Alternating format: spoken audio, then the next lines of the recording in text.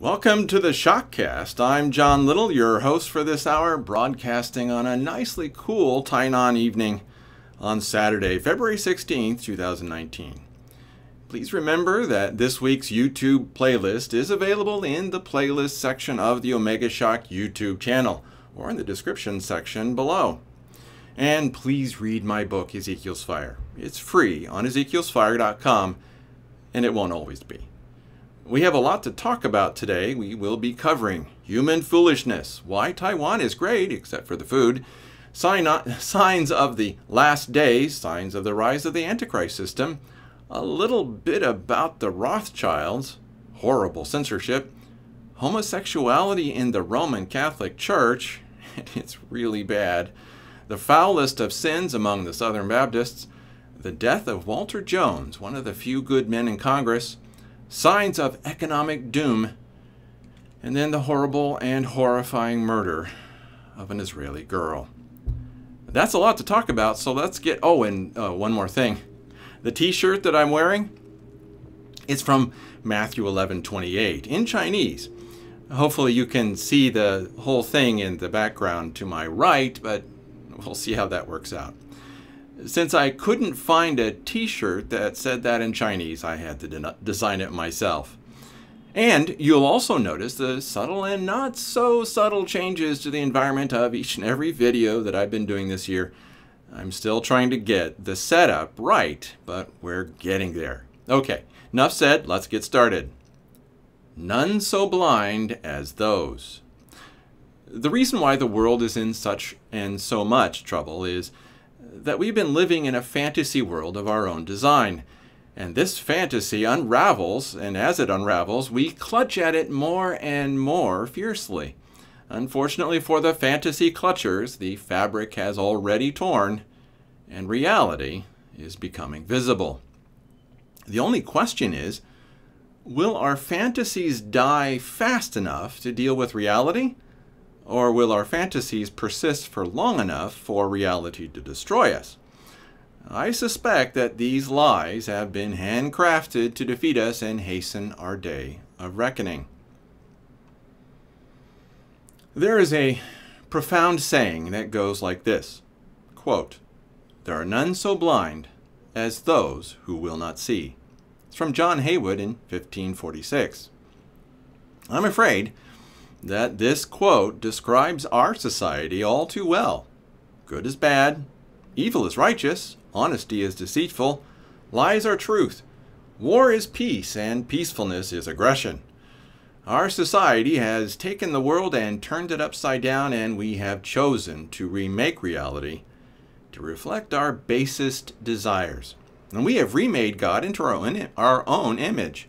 We have created a caricature of reality that pleases us more than the real thing. And we think that the future of our reality will rise to ever greater heights. The future is glorious in our minds, not realizing that we have squandered the past and destroyed what we thought of as our destiny. We embraced a fantasy, and it has destroyed us. I talked last week of the heresies that arose with the printing press and seminary. But parallel to that foolishness was a similar, more secular corruption that arose with it, alongside it. As seminaries popped up everywhere, so did colleges and universities. As commentaries began to line the bookshelves of pastors, other kinds of books crept into our schools and libraries. The clever writings of Nietzsche, Marx, and Sartre became required reading for the intellectual, and when our society threw God out, they had nothing to replace him in our lives but ourselves. We became the God that we worshipped. We proclaimed the need to believe in ourselves. We sought to discover what our heart would tell us, forgetting that this is the way of the fool. Quote, "A fool hath no delight in understanding, but that his heart may discover itself." Proverbs 18:2, close quote. Our society has become a ship of fools, and it is headed straight for the reef called reality. When I was at university, we used to joke about majoring in underwater basket weaving. But now it's not a joke. Now we have degrees like gender studies, LGBT studies, comparative religion, puppetry, and golf management. And yes, you can get a degree in puppetry. Why have we done this to ourselves? Mainly because we could, and yes, that really is an answer. We had an incredible amount of time and wealth on our hands, and we threw it at people who should have been cleaning the floors instead of teaching class. I mean, that's the answer for Sodom and Gomorrah. They had too much wealth and too much free time, so they destroyed themselves with it.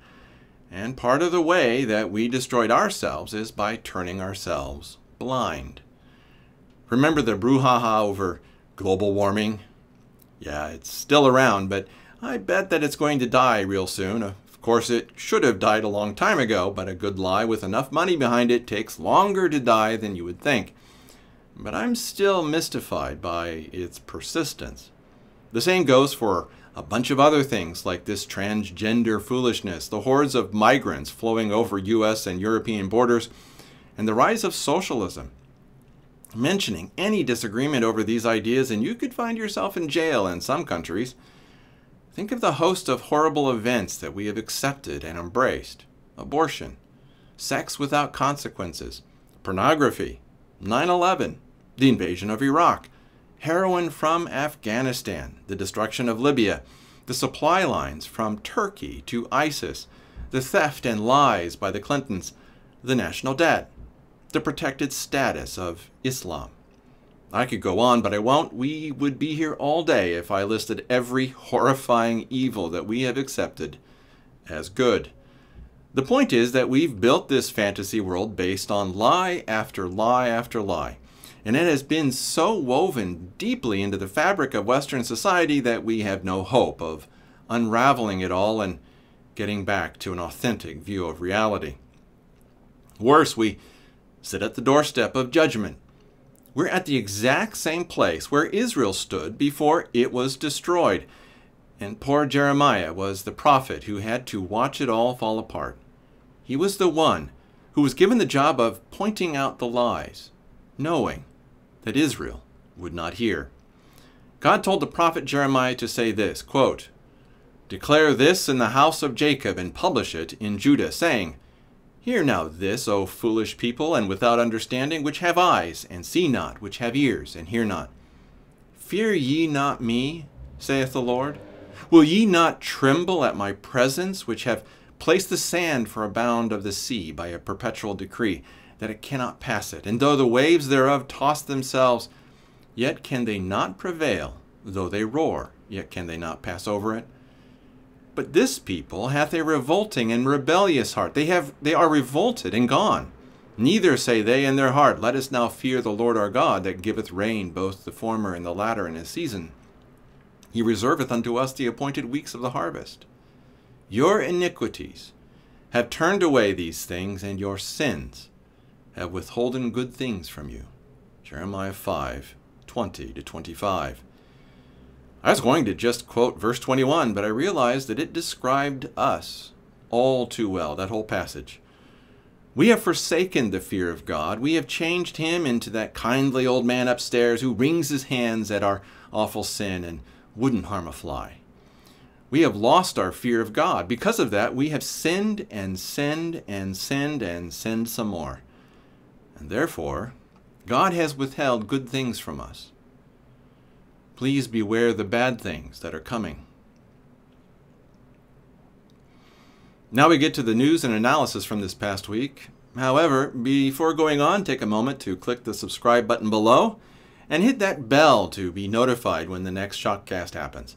Those of you listening via MP3, make sure that you are subscribed to the Shock Letter at theshockletter.com.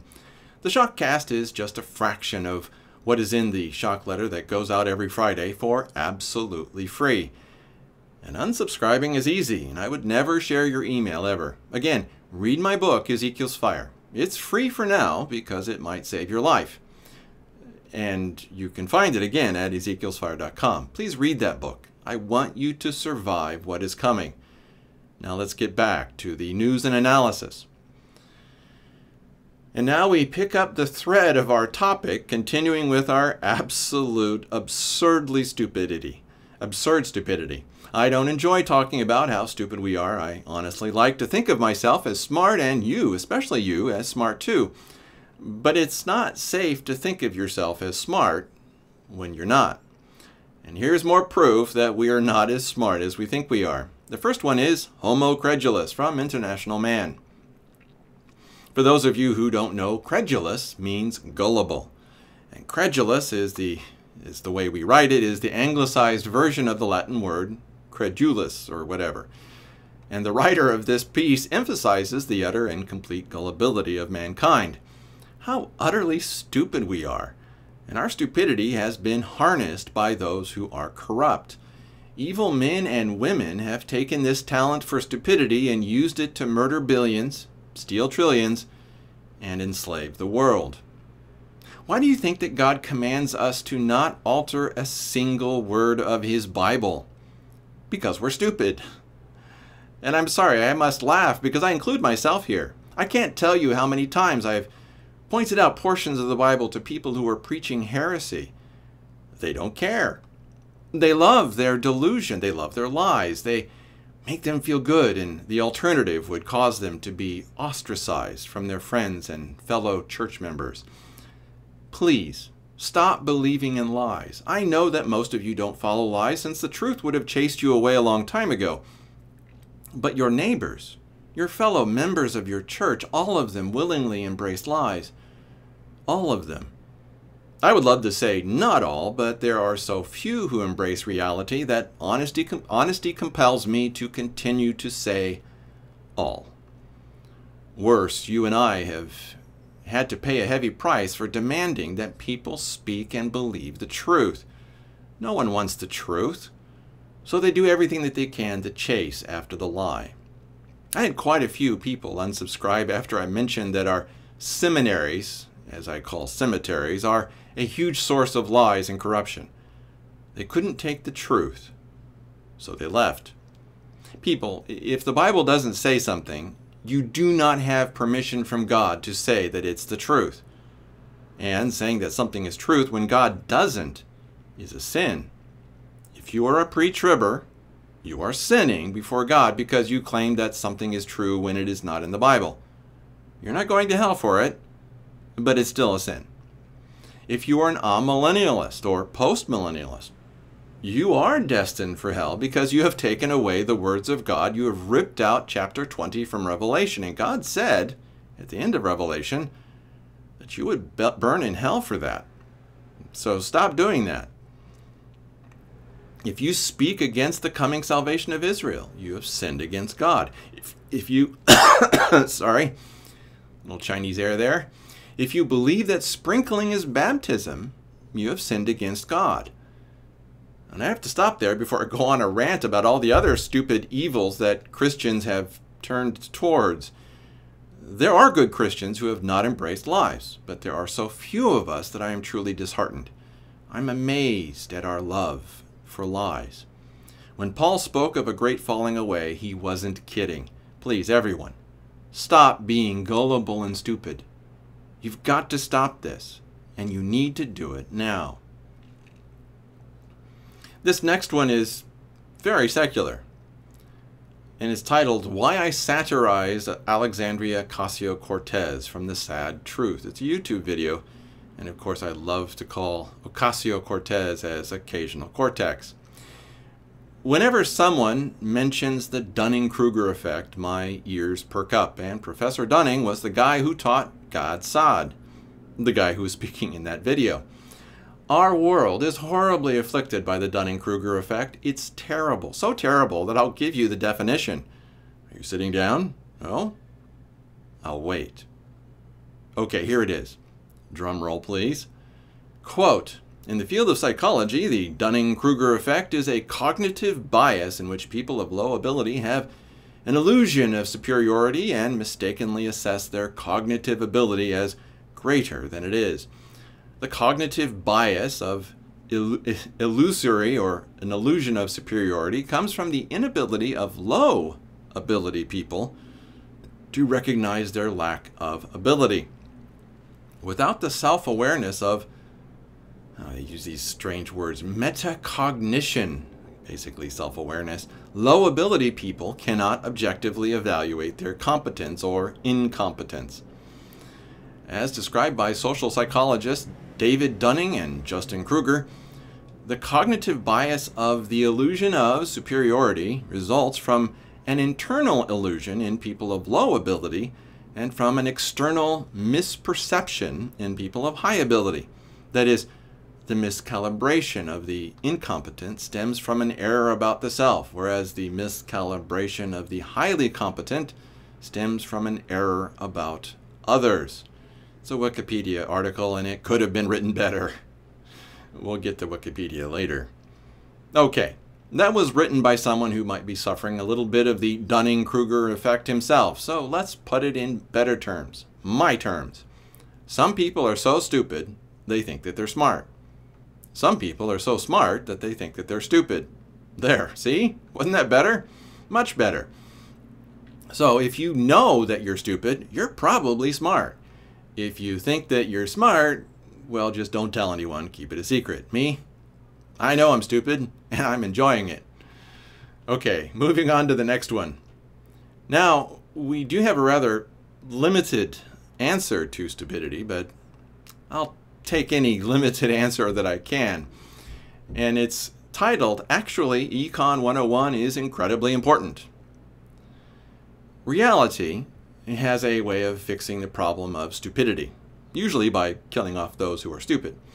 However, I think that you'll agree with me that there are better solutions to the problem of stupidity, such as a class in economics. They call it the dreary science, but economics is only dreary because it describes reality. Unfortunately, it doesn't describe reality as well as it should, since even the best economists make unrealistic assumptions, and, well, oil is one of them. But the somewhat over-optimistic economic education is better than none, and right now we pretty much have none, which is why we have so many socialists running around. Some have decried the danger of just knowing a little economics, but as this article so cleverly states, there's worse than that. Quote, "The true danger is not knowledge of only Econ 101. The true danger is ignorance of even Econ 101. Close quote. Our society has lost its ability to understand what economics teaches. Stuff like this from the article. Quote, "Our world is one of unavoidable scarcity. And so to use more resources to produce guns is to have fewer resources available to produce butter. There's no such thing as a free lunch and a free gun or a free anything else. Wealth is goods and services. Wealth is not money. And so to create more money without creating more goods and services is to create not more wealth, but only more inflation, along with the distortions and uncertainties that inflation unleashes. When the cost that a person incurs to take some action rises, the attractiveness to that person of taking that action falls. This fact is why higher taxes on carbon emissions reduce carbon emissions, and why higher taxes on income-earning activities reduce income-earning activities. Profits are entrepreneurs' reward for successfully satisfying consumers' wants. Profits are neither stolen from consumers nor extracted from workers. Therefore, the greater the good performed in the market by entrepreneurs, the higher the entrepreneur's profits. Prices and wages aren't arbitrary or just set on a whim. They're set in markets by consumers competing against each other to purchase goods and services, and by sellers competing against each other to sell goods and services. Sellers in competitive markets no more control prices than do buyers. And because of the principle of comparative advantage, meaning one person has a better ability than someone else, it's literally impossible for one country to monopolize the production of all goods and services. Close quote. That's Econ 101. If you got all that, you don't need to take the class. You can move on to Econ 202 or 201. The basics. And those basics should be taught to every high school student across America. To put it another way, everyone should be required to understand reality. But reality is so dreary, so let's watch television instead. which is, of course, what we've done. Okay, up to this point, I've been pretty dreary, and I know that it's not pretty, so maybe it's time for a little break before moving on. And this one is a fun little video titled, "What My Chinese Wife Hates About the USA." It's a YouTube video. What you will see here is the real Taiwan, and the location is Kaohsiung, which is just south of us here in Tainan. And the American guy who is doing this video loves traditional Chinese food. I am truly horrified by it. And Mrs. Little laughed at me while I was watching this, since I was shaking my head in horror. And when I wasn't shaking my head, I cringed. The other interesting thing is that Laowai86, the guy who's doing this video, his wife is Vivi and is tall for a Chinese woman, but much shorter than him. I remember the moment when someone said to Mrs. Little, "You don't look tall when you stand next to your husband." Of course, Mrs. Little had to translate this to me, and we both laughed. My wife is literally half my size, but she's tall for Taiwan. Anyway, this is a good comparison between the US and Taiwan, and of course China. Oh, and there's a couple disturbing moments in this video, so let me explain by saying that Kaohsiung is pretty hillbilly by Taiwanese standards. But we all need hillbillies every once in a while, right? As I have often said, the Taiwanese are completely adorable and absolutely annoying. And yes, for all of that, I truly love Taiwan. Okay, now we get back to the horrible and dreary 4 specific signs that we really are in the last days. And yes, it's that serious. And after these 4, we'll look at signs of the rise of the Antichrist system. Not the Antichrist, the system. But first, those last day signs. The first of the 4 is hatred from the left, and this is from Armstrong Economics. When Martin Armstrong speaks, I listen. His history of being right is too good to ignore, and what he says dovetails with what the Bible speaks of. Here's the first paragraph of his article. Quote, "You can feel it in the air. We are heading into the collapse of government and a violent civil war because hatred is rising dramatically. The government is no longer capable of even functioning. The State of the Union was just an example. It did not matter what Trump said. The Democrats will not break party rank and will refuse to comply with anything. The government never acted like this until Hillary lost. Neither side will accept the election in 2020. The Western society will crumble by 2032. There's no going back. This is how empires, nations, and city-states have collapsed throughout history. The rule of law vanishes, and what emerges is just hatred." Close quote. And let me point out the sentence that should jump out at you. Western society will crumble by 2032. When someone like Martin Armstrong says that, be ready for it to happen. And I think he's pretty much the only person I've ever said that about. Okay, moving on. Plummeting insect numbers threaten collapse of nature, and it's from The Guardian. And this is real. And it has been confirmed by too many good sources to be ignored, even if this article comes from The Guardian. There are some insects that should not be allowed to live. Mosquitoes, ticks, flies, and especially mosquitoes. But if we can't live without the insects that we're losing right now, we just can't. We desperately need pollinators. Without them, we're in a lot of trouble. And our pollinators are dying out, and we aren't talking about the cause. Or if we are, we're doing so little talking about it with such a hushed tone that the issue isn't being heard. We must stop killing those insects that pollinate our flowers and the fruits and vegetables that we desperately need. But we won't stop killing them because God has handed us over to those who are evil. Then there's more on this along these lines. It's called the insect apocalypse. The global food chain is experiencing a major extinction event, and scientists don't know why. And I don't know if you can hear that, but the wind is blowing. Provides a kind of an eerie sound to this video. I like it. Anyway, Michael Snyder has picked up on the same article from The Guardian. But he has even more to say and other articles to reference. For instance, I did not know that phytoplankton have declined at an exponential rate. Here's a bit of text that Michael quotes from Chris Martenson. Quote, sorry, fewer phytoplankton means less thiamine being produced. That means less thiamine is available to pass up the food chain.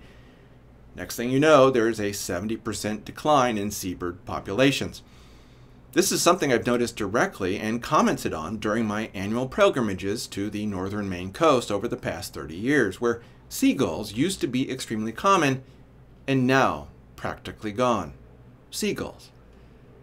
Next thing you know, some other major food chain will be wiped out and we'll get oceans full of jellyfish instead of actual fish. Close quote. Unfortunately, we are already seeing a rise of jellyfish off the coasts of Europe and North America. This is really, really bad news. When you see jellyfish in these numbers, it means that the ocean, or where they're living, is in serious trouble. It's almost as if we've conspired to bring about the awful events of the last days. Please, everyone, the books of Daniel and Revelation were not intended to be instruction manuals. They were warnings, not guides.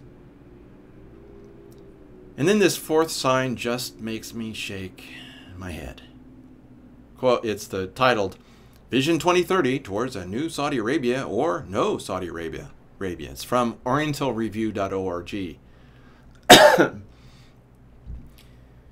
This article makes a point that few seem to be making. MBS, or Mohammed bin Sultan, is pushing hard for the modernization to prepare for the moment when Saudi oil stops flowing. And I would like to add that he's being frantic over this because the wells are beginning to run dry. Wake up, people. Peak oil happened years ago. Stop pretending that everything is okay.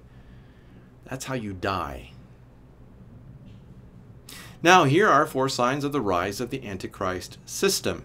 And this is a very big deal. You really need to pay attention to this. This is really leading to the one world government that will be ruled by the Antichrist.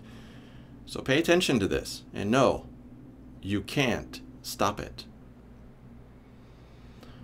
The first one of these is, are corrupt Chinese officials turning off crime-fighting AI because it works too well? From Zero Hedge. Okay, this one is interesting because it seems that Beijing has found an ingenious way to crack down on corruption.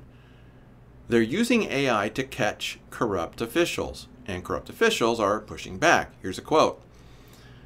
Since 2012, the system has busted 8,721 government employees engaging in misconduct such as embezzlement, abuse of power, misuse of government funds, and nepotism. Most of them were given warnings or minor punishments, while a few were actually sentenced to prison. And for some reason, some governments have decided to deactivate the system, according to the researchers, one of whom added that officials may not feel quite comfortable with the new technology, close quote. Yeah, you think? And they're using blockchain technology to keep data from being tampered with. This is part of the interesting thing. First of all, this shows that evil governments actually do want to eliminate corruption. Just like anyone else, corrupt people don't like competition. So they want their underlings to be honest. Second, this will be enthusiastically welcomed by everyone in China. Xi Jinping will be looked at as a real reformer when corruption dies down. The problem is that corrupt bureaucrats are sabotaging the system, so I'm not sure how long this will last, but maybe it will. Now, think of the Antichrist. When his government or organization rises, he could guarantee that everyone under him wasn't corrupt. He could create trust by being able to directly target corruption in his government and/or organization.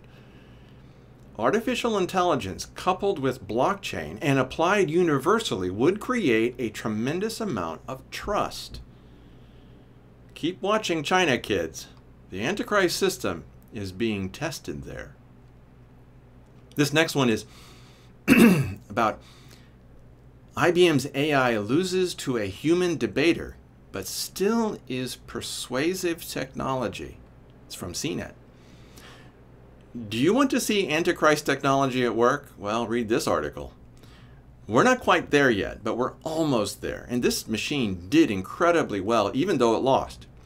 The bottom line is that we are getting closer and closer to the point where a machine will be able to interact with us as if it were an image that had been given life. And I was on the debate team in college, and the idea of a computer that could almost beat the world's best debate expert, that's really awesome. And that day is coming in which it will win. This next one is new AI fake text generator may be too dangerous to release, say creators, from The Guardian also. Here's more on how artificial intelligence can mimic real people. Soon you will not be able to tell the difference between what is real and what isn't, at least in an email. And the leap from text to speech is a very small one, very small. When Ezekiel's fire comes, it will be a blessed pause in this development, even though 1 billion people will die. Days are close, guys, really close. And this next one is 1 year after Dimon, as in Jamie Dimon, slammed Bitcoin as a fraud, JPM launches own cryptocurrency from Zero Hedge. Most people do not realize the amount of work that goes into closing and balancing transactions, especially those transactions that are international. A blockchain-based electronic currency would help resolve those transactions quickly and securely. The same goes for stock and bond transactions and a host of others. So even though Jamie Dimon is coming under fire for this new cryptocurrency, it will help them a lot, and it won't be a real currency. The problem is that a rational step like this will be used by the Antichrist system, what the Bible calls the beast, to take control of the world. That which is used for good will be used for evil. Eventually, you will not be able to buy or sell without a mark on your right hand or on your forehead. Why is it that the mark can't be on your left hand? I find that to be interesting, but moving on. Now, and when you think of the rise of the Antichrist system, we like to blame the Rothschilds. And while they might deserve some of the blame, the vast majority of the blame, pretty much all of it, is our own fault. We did this. And when Martin Armstrong writes an article like the one that I'm about to talk about, I pay attention. As I've said, I listen when he speaks. He's an honest observer, and that deserves to be heard. His article is titled The Great Myths That Never Die, Rothschilds and Petrodollar, from Armstrong Economics. Okay, some of you are not going to like this article. It makes some important points. And since I demand the truth instead of fabrication, the points raised in this article need to be addressed. Armstrong himself may be mistaken about some of this, just as we all are, in one way or another. But I doubt that we can disparage what Martin says here. Martin claims that the following statement is fake, and that there is no evidence that he ever said it or anything like it. And remember, Martin Armstrong is, in the largest sense, a historian. He really knows his history. Quote, "Let me issue and control the nations," he's quoting what Rothschild was said to have said, and I actually do know that this is fake.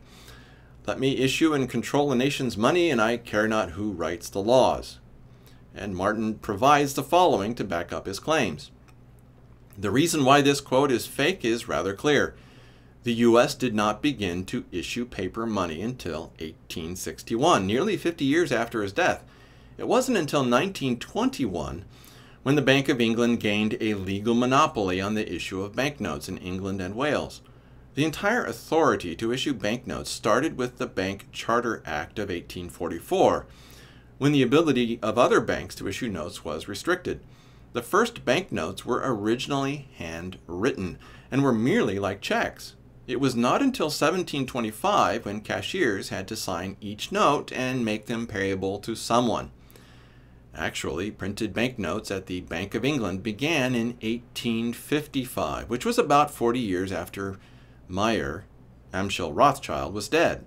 Close quote. I'm afraid that Armstrong is right on this. Furthermore, I have my own observations on this. The conspiracy, in quotes, is not and cannot be a monolithic entity. Otherwise, it would collapse under the weight of its own evil. Evil people can cooperate with each other for short periods of time, but long term, they stab each other in the back. I've seen countless examples of this, and this leads me to believe that the Rothschilds might not be any more evil than, say, Goldman Sachs. Of course, Goldman Sachs is pretty evil too, but masterminds? I don't think they're that smart. Most evil people aren't any smarter than a box of rocks. Or at least they're not any smarter than you and me. Anyway, feel free to leave a comment on this. I understand if those of you get a little... I understand any upset that you might have over this, but I do think that a little caution is needed if we spend too much time on the Rothschilds. But moving on. Horrible censorship. And this one's an interesting YouTube video from Mark Dice. It's called "My Career Has Ended?" from YouTube. This shows the utter corruption of Wikipedia. And of course, as you know, I've quoted Wikipedia, but I also know it's corrupt. It has become a website that cannot be trusted because it has become infected with all kinds of left-wing idiocy. And the guy who started it all can't seem to get control back. Seriously, Wikipedia is out of control. If they will do this to Mark Dice, what else are they doing? Someone needs to give these Wikipedia people a shake. And I don't mean a milkshake. These morons are destroying the credibility of their platform, and they don't seem to care that they are doing so. I've known that they were pretty bad, but this seems to be a new low. So, a shout out to Jimmy Wales. Get control of your platform or let the barbarians burn it down. Your choice. Okay, and the next one on censorship is networks. 2,202 minutes on Russia scandal, 0 for no collusion report. This is how disgusting and awful the news is in America. They spent almost 37 hours claiming that he colluded, meaning Donald Trump, with the Russians. But when the Senate exonerates Trump, they say nothing. These are sick and twisted and disgusting people. They are the foulest of Satan's minions, since they do their best to cloud our judgment by denying us information. And I watched them do it to Israel. And they are still doing it to Israel. These soulless psychopaths deserve eternal judgment, and God is going to give it to them. I just can't believe how these people can do this. They lie and lie and lie and lie and lie some more, and there is no end to their lying. I've watched them do it for decades, and I still don't understand it. Yes, intellectually I get it. They have an agenda. They hate the truth. They hate goodness. They despise righteousness. They wish to destroy anything connected to God. They want to crush morality. I understand this as a fact. I just don't understand how you can live like that and not want to kill yourself. I just couldn't live with myself if my life was a lie. I understand that people can lie for money and fame for a short amount of time, for short stretches of time. But these people are doing this every minute of every day, all year, every year. In one sense, I feel sorry for these despicable creatures. They are miserable and face an eternity in hell. Maybe this is why journalists in Jerusalem are always looking for a good deal on scotch. The next one is YouTube will determine what conspiracy is and stop recommending such videos, from Liberty Blitzkrieg. Now, this means that you have the responsibility right now to replace Google's recommendation system by recommending videos to friends and family yourself. You need to be the one to pass the word along to get the truth out. This will require more work and effort on your part. Shock is already being selectively banned from Google search results.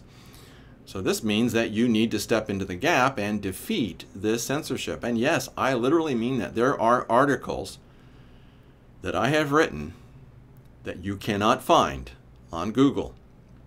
So now it's your job. Pass the word along. Okay, here are 4 links that represent horrifying news from both the Roman Catholic Church and the Southern Baptists. So brace yourselves. Vatican's homophobic hypocrisy. 80% of priests are gay. Explosive book reveals from RT World News. Is it any wonder? Why did the Roman Catholic Church demand that their priests be celibate? Here's what Paul said to Timothy about the Roman Catholic Church and those in the Hebrew Roots movement. And I'm looking at you, Hebrew Roots people. Quote, "Now the Spirit speaketh expressly, that in the latter time some shall depart from the faith, giving heed to seducing spirits and doctrines of devils, speaking lies and hypocrisy, having their conscience seared with a hot iron, forbidding to marry, and commanding to abstain from meats which God hath created to be received with thanksgiving of them which believe and know the truth. For every creature of God is good, and nothing to be refused if it be received with thanksgiving. For it is sanctified by the word of God and prayer." Close quote. 1 Timothy 4. I included the parts that speak directly to the Hebrew Roots movement because they are lumped in with the Catholics. Sorry guys, you're a part of this. But the Roman Catholic Church is targeted for special blame here. They also preach the doctrine of devils, and it should be obvious that they speak lies in hypocrisy. Can it be more obvious? And then moving on to the next link in this subject, 4 in 5 Vatican priests are gay, book claims. It's from The Guardian. Here's more from The Guardian, which makes me cringe since The Guardian is an evil newspaper. But there are times when The Guardian speaks the truth. And then I go on with explosive new book lifts lid on gay priests in the Vatican. Now this one's interesting because it's even more serious. This is from the Tablet, which bills itself as the International Catholic News Weekly. I'm sorry, but I think that we need to accept this as truth until proven otherwise. There's way too much smoke for there to be no fire. And it makes sense since the Roman Catholic Church has been an evil organization for so long that none of us can tell when it has ever been good. Satan is alive and well in the Roman Catholic Church, and it is horrifying to see. And now for those Southern Baptists that deserve to be soundly and loudly criticized for what they have done and for what they have allowed to happen.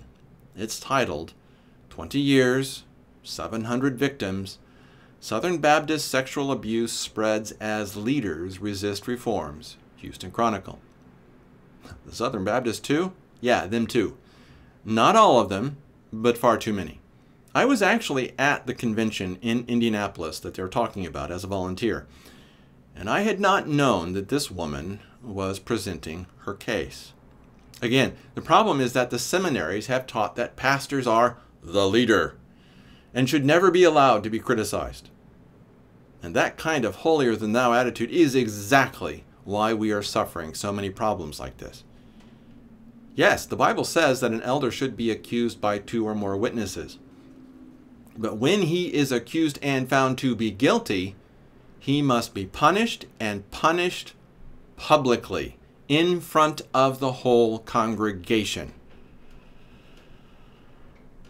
I understand the problem of sexual abuse. It can at times be hard to prove. But part of that is because these men have been careful to make sure that no one can catch them. And the elders that they gather around themselves have supported them. These are wolves that have taken over flocks, and they will suffer an eternity in hell. I might say that what they've done deserves death, and it's true. But they will get something far, far worse than mere death. Jesus said this, quote, "But whoso shall offend one of these little ones which believe in me, it were better for him that a millstone were hanged about his neck, and that he were drowned in the depth of the sea." Matthew 18:6. To put it another way, it would have been better to commit the sin of suicide than to do this. Worse, this is just the tip of the iceberg. Again, the blame lies squarely with the seminaries and false teaching that pastors should never be criticized. This is a lie. It's heresy. It's evil. Your pastor should be respected, but he's no better and no higher than anyone else. For your good and for his good, you should never give them and him more respect than they deserve. And we only have ourselves to blame for allowing this. We could undo this, but we won't. We have become too corrupt. And the only real way to uncorrupt the church is persecution. So, God will hand us over. In fact, the Bible speaks of this for individuals and, I believe, for churches. Quote, "To deliver such a one unto Satan for the destruction of the flesh, that the spirit may be saved in the day of the Lord Jesus." 1 Corinthians 5:5. That was for an unjust and corrupt man who was engaged in horrible sin. But the same applies for whole churches. If there is to be any hope for our churches, we must be handed over to Satan for the destruction of the flesh. And that means persecution. Horrible persecution. I'm afraid that only then can we be purified. And this next link speaks to one of the reasons why America has become so corrupt. It's because the news that we've just talked about. It's titled, "Marriage Rates Are Down, Cohabitation Rates Are Up. It's Not Just Student Debt to Blame," from Mishtalk. 1989 was hardly the year of morality. I know, I was there. Yet we were far, far more moral than then. Or, I said that wrong. Yet we were far, far more moral then than we are now. And there are two graphs in this article that show this clearly. In 1989, among those who were between 25 and 34, 56.6% were married, 36.7% were singles. Those who were living together, only 6.7%. Today, 2016, only 37.3% are married. Single people are 42.2%. Living together, 20.5%. Again, that's for 25 to 34-year-olds. And you can bet that there are a lot fewer virgins among those singles in 2016 than there were in 1989. And the 80s were hardly a moral decade, not even close. Basically, we've destroyed ourselves, and the judgment of God is upon us. And it will merely be the logical conclusion that we are all asking for.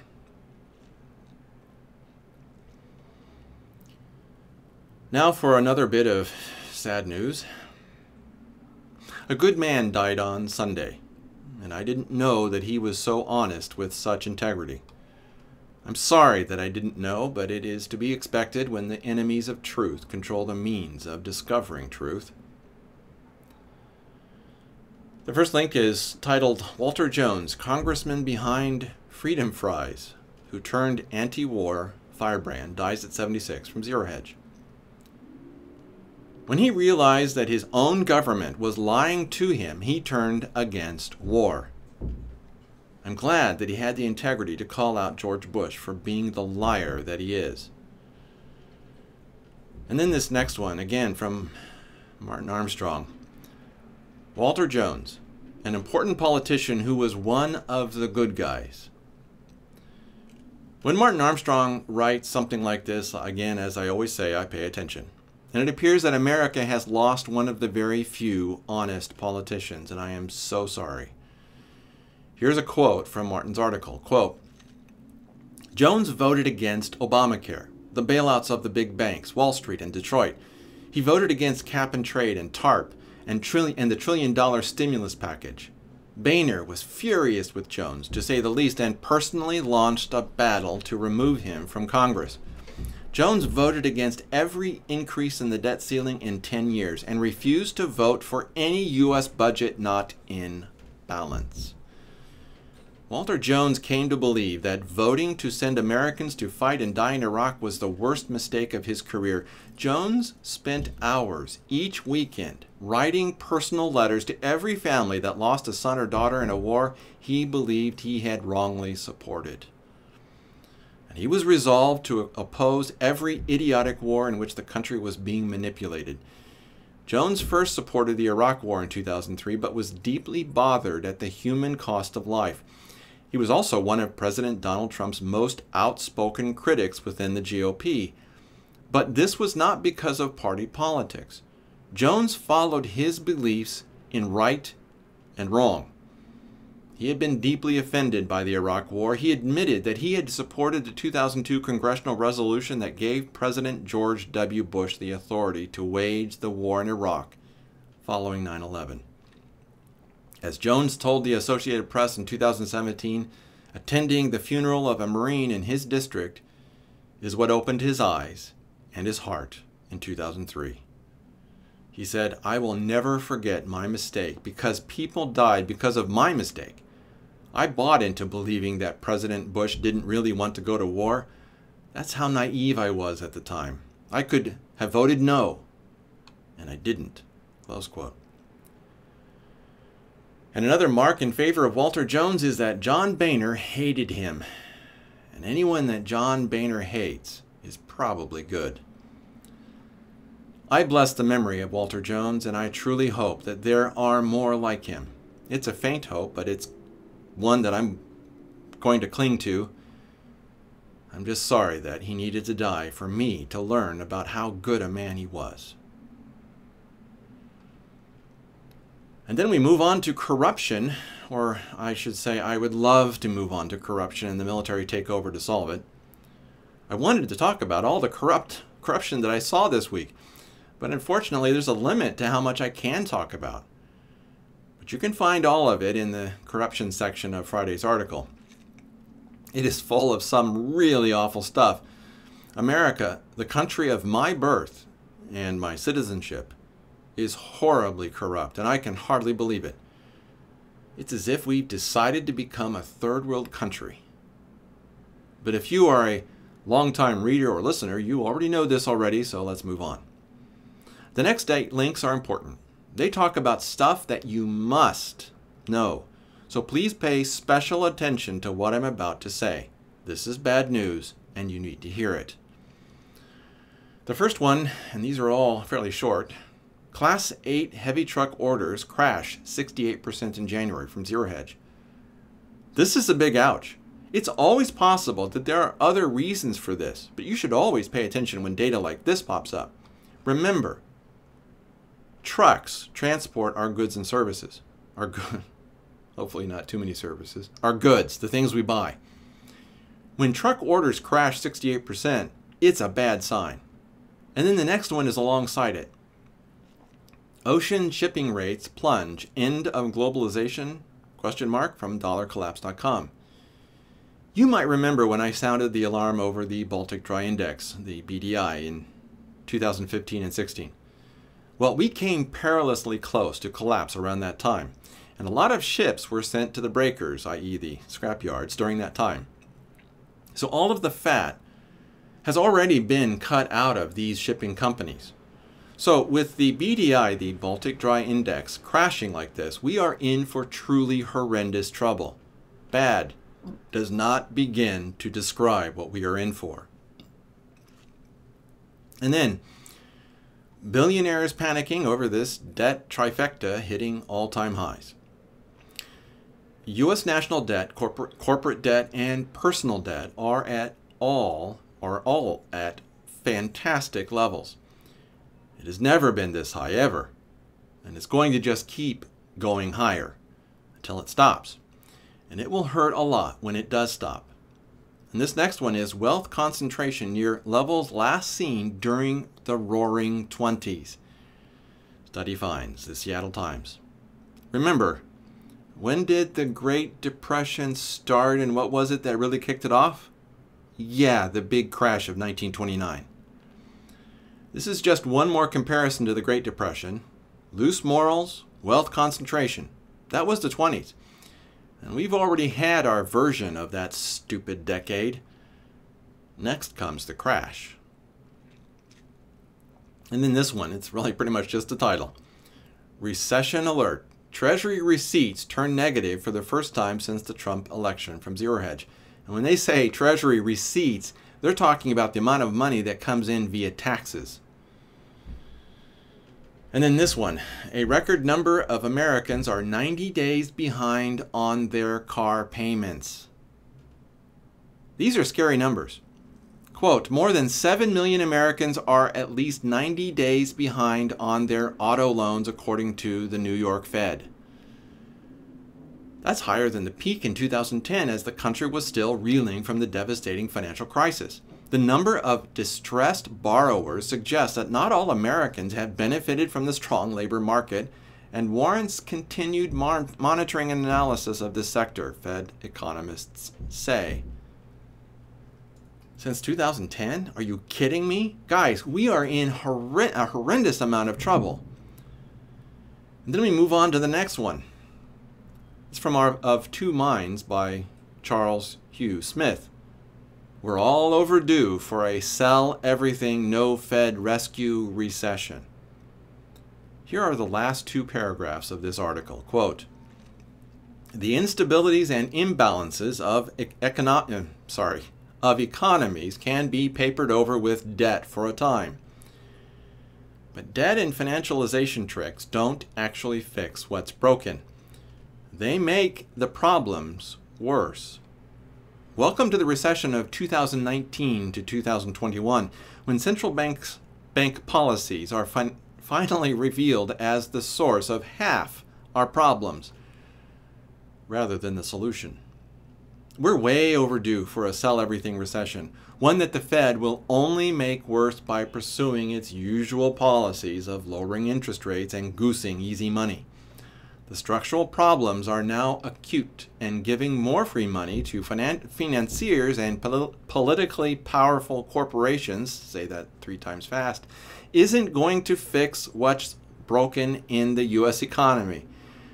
Close quote. I'm sorry, guys, this will break the back of America, and it's utterly, utterly obscene. And it's so stupid. And then this next one is from the same person, and it's really a follow-on. 2019, the 3 trends that matter. As I mentioned before, we came close to the brink in 2015. This time, we're going over it, right into the financial and social abyss. And there are 3 areas identified by Charles Hugh Smith. First, final stages of the debt supercycle. We're right there. Number 2, decay of the social order and social contract. Just look around you. And then number 3, social controls, surveillance capitalism, China's social credit system, and social globalization. And what has started in China will spread to the rest of the world as they use what has been developed and perfected there. This is bad news, guys. And then the next one, well, it's bittersweet. It's about a brave Christian woman who has chosen to follow Christ, even though she was gang raped and faces the real possibility of death. Who knows? They might already have murdered her by now. It's titled, Somali Woman Gang Raped for Leaving Islam. Ex-Muslims in Africa, from YouTube.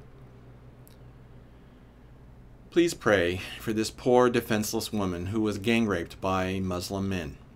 This poor woman is still living in Kenya and lives in fear of her life and of the lives of her children. Yet she will not renounce her faith in Christ, even to save her own life, or even to save her horrendous suffering. That, my friends, is real faith. We have brothers and sisters who are suffering greatly. They are being persecuted in ways that are hard to imagine, yet they will not give up their faith. Do you have that kind of faith? Please pray that you will have the strength to endure when your time comes. And while you pray, include our suffering brethren. We have done so little for them, and prayer would be the least that we could do. And this next one is interesting. It's really just about a picture. Of course, it's a lot more than that, but the picture speaks loudly, more loudly than I can. It's titled, Russia, Turkey, Iran Hail U.S. Pullout of Syria at Sochi, but U.S. war drums beat at Warsaw from Zero Hedge. There's a picture in here, and hopefully I'll be able to stick it up. You'll be able to see it right here. It's a picture of a troika of 3 people, and of course troika is Russian, and I did that on purpose. And these people represent the core of what will become Gog and Magog. 3 presidents have been meeting in Sochi, Russia, and they might still be meeting. As I write this, Turkey, Russia, and Iran are making common cause. Against who? The U.S. and Israel. Specifically Israel. Iran wants Israel out of the way, as does Turkey. And And Putin is willing to help for a sufficiently high price. It's just business, comrade. And our last 3 links are about an Israeli girl raped and murdered by a Palestinian in an act of terror. And it has hit Israel especially hard. It also illustrates a huge problem that Israel has in its attempt to make peace with barbarians. It's titled, the first of these is Palestinian Suspect Reenacts Murder of Ori Ansbacher in Jerusalem Forest, the Times of Israel. I first saw this in Haaretz. Never read that stupid newspaper. They are the useful idiots that always destroy their own home, just like the Democrats in the U.S., the Merkelites in Germany, and the Labour Party in Britain. I'm starting to trip over my words. Unfortunately, this happened near some very popular places, and this girl was not some foolish teenager that didn't know what she was doing. She grew up in Tekoa, which is deep in the West Bank, south of Jerusalem. So she would have been very security conscious.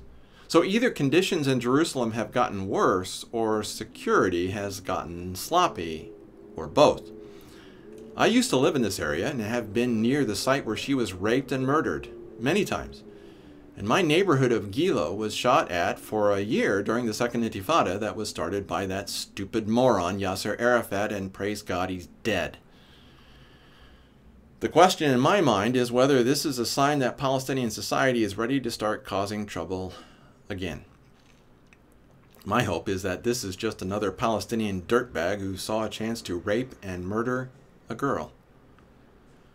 Unfortunately, Palestinians developed a reputation for dishonesty and evil intent long before they named themselves after the Philistines, and yes, that's what Palestinian literally means. It means Philistine. Other Arab countries feel the same way about them, since they tend to cause trouble everywhere they go in the Middle East. I truly feel sorry for Palestinians, but they're stupid, and their leadership is evil. This next one is Netanyahu vows to freeze Palestinian funds after teen killed. Here's some more on this horrific murder. When you read down into the article, you'll see that Israel will demolish the home of this terrorist. Why?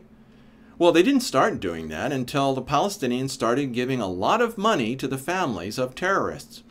If you did a terrorist attack, your family would be provided for life. And if you survived and went to jail, your family would be given a salary for as long as you were in jail. So, to neutralize this incentive, the Israeli government destroys the homes of the families of terrorists. And it's not enough, but it's as much as Israel can do. Yet no one talks about any of this, and all they do is focus on the unjust destruction of the home of a terrorist. Even though I feel sorry for the stupid Palestinians, they have allowed evil people to rule over them, so they will pay the price. Remember also that there's a sophisticated terrorist indoctrination program that has been operating in the West Bank for decades. Little kids, from the moment that they can speak, are taught that to murder Jews is a wonderful thing. Not all Palestinians do this. There are some, but only some, who do not. They're the smart ones. Unfortunately, being stupid is a virtue in Palestinian society. And then for this last one, it's Boomerang's weekly terror report on or in the memory of Ori Ansbacher, 7th to 14th, February 2019, YouTube. This is how the Western media lies. It's all one-sided, and there are very few that even try to give some appearance of a balanced viewpoint. But the truth cannot and should not be balanced.